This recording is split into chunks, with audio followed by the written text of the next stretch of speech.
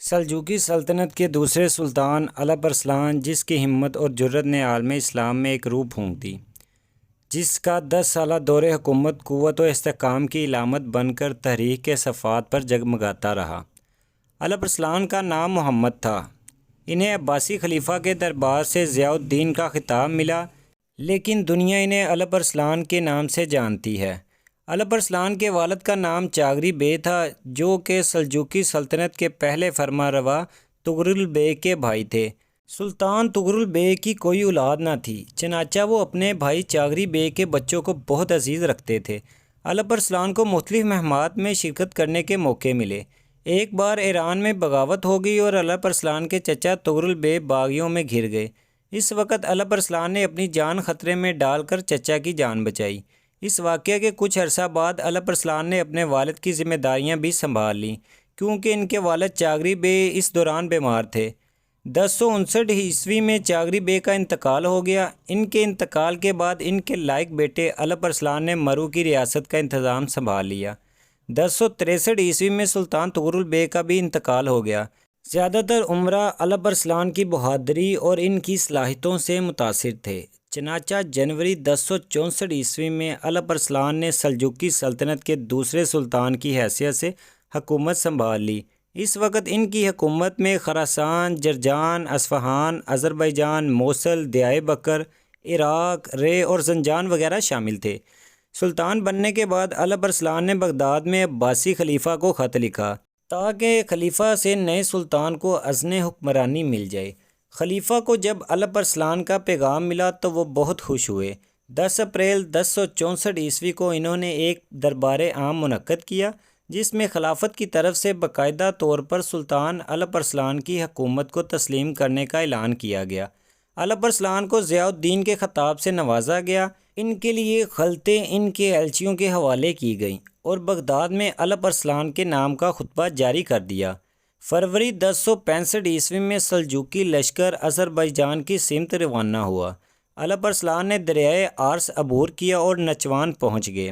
یہاں انہوں نے اپنے بیٹے ملک شاہ اور نظام الملک کو موجودہ جارجیا بھیجا۔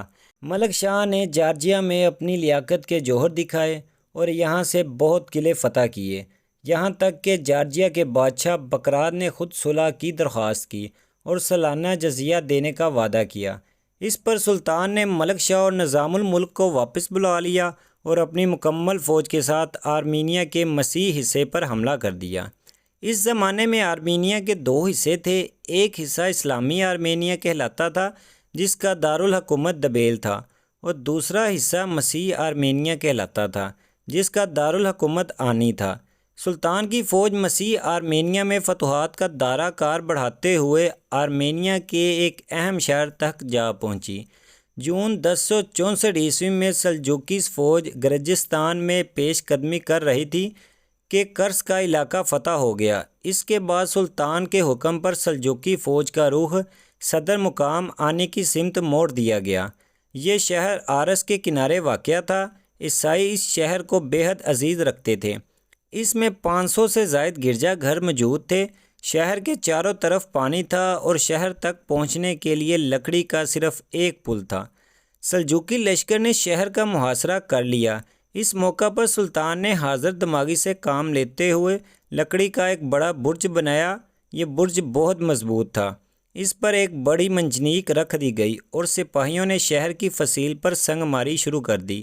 فصیل پر جو سپاہی متعین تھے وہ اس سنگ باری کا مقابلہ نہ کر سکے اور فصیل کا گرنا تھا کہ سلجوقی لشکر فتح کا پرچم لیے شہر میں داخل ہو گئے۔ شہر والوں نے بچاؤ کی کوئی صورت نہ دیکھی تو ہتھیار ڈال دیے۔ اس طرح آرمینیا کی قدیم ریاست نکارتا کا خاتمہ ہو گیا۔ مسیحی آرمینیا کی فتح کے بعد سلطان الپ ارسلان نے جنگ کا سلسلہ روک دیا اور وہ خود اصفہان چلے گئے۔ اصفہان سے وہ گرمان اور مرو گئے، جہاں انہوں نے اپنے بیٹے ملک شاہ کی شادی ماورا النہر کے بادشاہ کی بیٹی کے ساتھ کر دی اور اپنے دوسرے بیٹے ارسلان شاہ کے لیے سلطان ابراہیم غزنوی کی بیٹی کا انتخاب کیا۔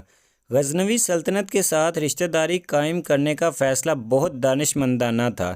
اس طرح مسلمانوں کے درمیان اور زیادہ اتحاد و اتفاق قائم ہو گیا۔